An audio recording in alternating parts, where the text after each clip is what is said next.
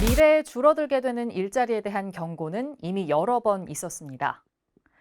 한국고용정보원이 조사한 자동화로 일자리가 대체될 가능성이 가장 높은 직업군은 콘크리트공, 조세행정사무원, 격리사무원, 세탁기계 조작원과 같이 단순 반복 업무 종사자들이었습니다.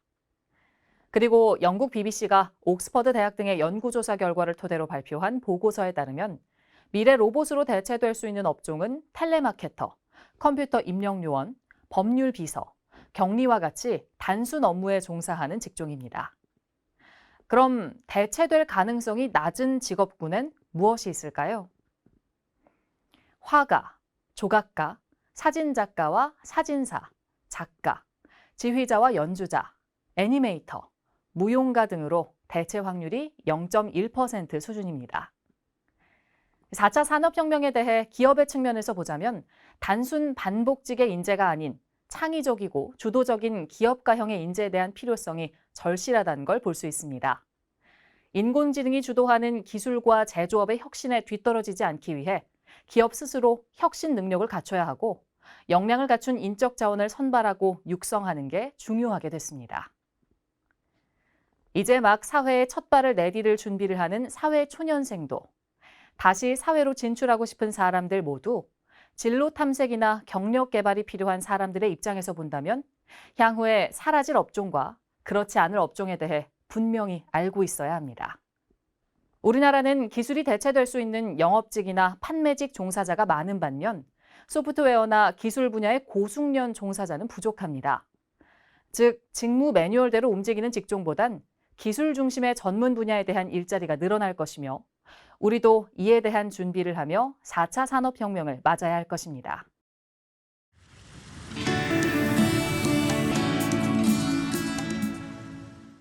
앞서 기업이 필요로 하는 건 주도적이고 창의적인 기업가형 인재라고 말씀드렸는데요. 그렇다면 기업가형 인재는 무엇일까요? 대기업이든 중소기업이든 현재 기업의 목표는 지속 가능성을 유지시키고 발전해가는 겁니다. 우리가 알고 있던 노키아, 코닥, 모토로라는 한 시대를 풍미한 세계적인 기업이었지만 현재는 역사 속으로 사라져가고 있습니다. 기업은 어떻게 해야 시장에서 살아남을 수 있을까요?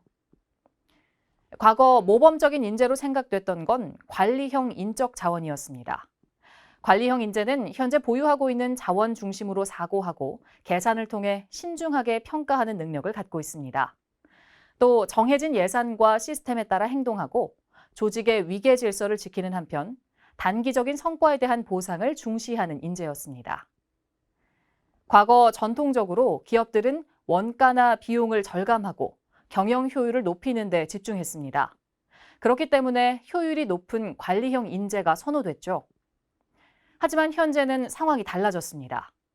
안정적이고 성과 중심이었던 관리형 인재가 아닌 기업가 정신과 주인 의식이 있고 혁신에 적극적으로 참여할 수 있는 기업가형 인재가 필요한 시기입니다.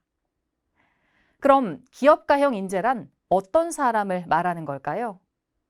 기회 중심으로 사고해 신속하게 행동할 수 있고 임기응변으로 자원을 동원할 수 있으며 비공식적인 네트워킹으로 수평적 사고방식을 할 수 있는 사람으로 이들은 가치 창출에 의한 보상을 기대합니다. 그렇다면 기업가형 인재는 기술이나 연구개발에서만 필요할까요? 아닙니다. 관리직이라고 하더라도 업무 프로세스를 개선하거나 조직 문화의 변화를 주도하면서 기업가형 인재의 역량을 보여줄 수 있습니다.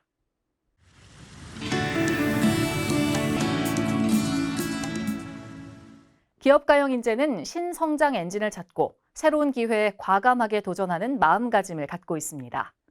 기존 관행에 대해 의문을 갖고 있으며 새로운 대안을 찾고자 끊임없이 시도합니다. 또 이들은 기업의 지속 가능성을 유지하고 발전하기 위해 조직에 순응하지 않고 주인 의식을 갖고 기업의 혁신과 성장에 참여합니다. 즉, 사업 기회를 잡고 예민하게 보며 개방적인 태도로 실험할 수 있는 사람이며 열정과 지구력으로 위험을 감수하고 도전을 즐기는 구성원입니다.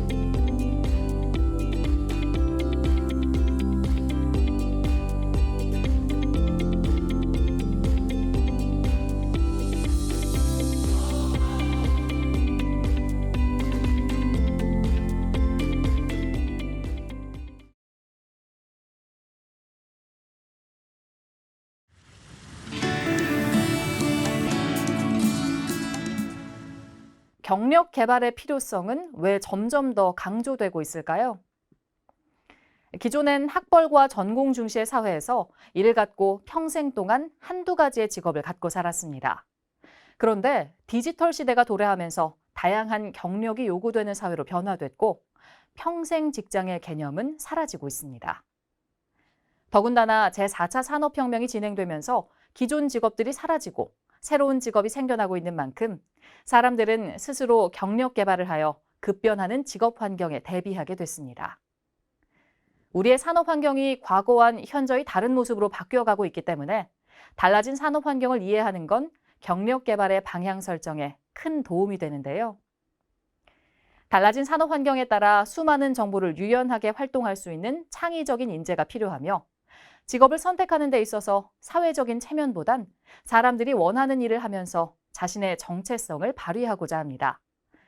또한 평생 직장의 개념에서 많은 전직이 이루어지며 글로벌 취업의 기회도 많아지게 됐고 과거의 직장 중심의 경력 개발에서 개인 중심의 경력 개발 시대로 바뀌었습니다.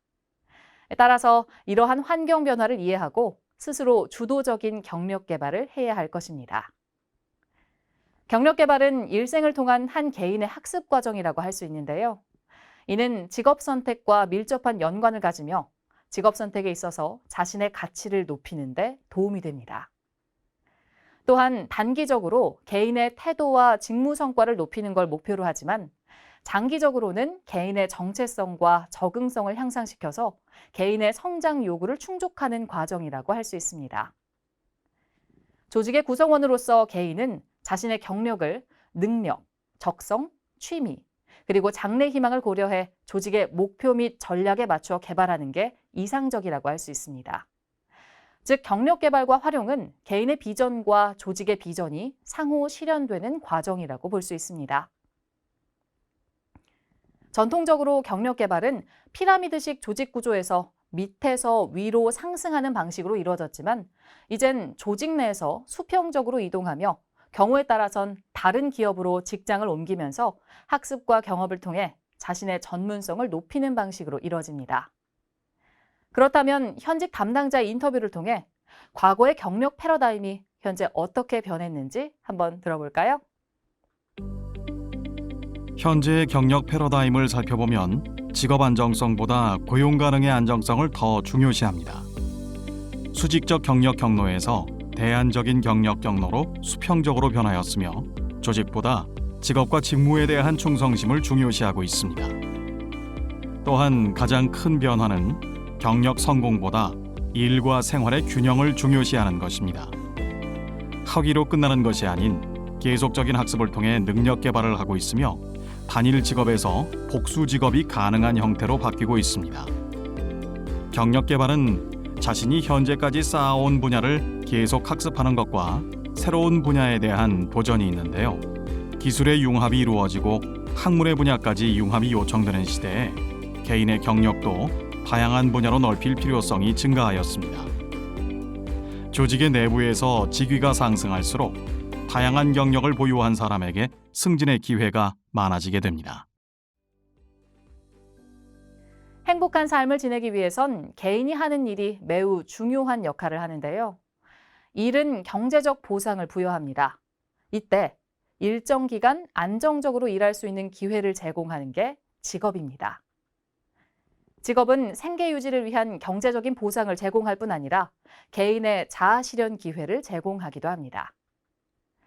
개인의 가치관과 직업의 비전이 일치할 때 사람들은 큰 행복을 느끼게 되며 직장은 사회적인 기관으로서 개인은 직업을 통해 사회적인 역할을 수행하고 사람들과 소통합니다. 컴퓨터와 인터넷을 기반으로 하는 새로운 환경이 산업을 지배하는 사회로의 변화는 경력 개발과 직업 선택을 준비하는 사람들에게 많은 시사점을 줍니다. 변화된 환경을 이해하면 경력 개발과 직업 선택에 참고할 수 있을 겁니다.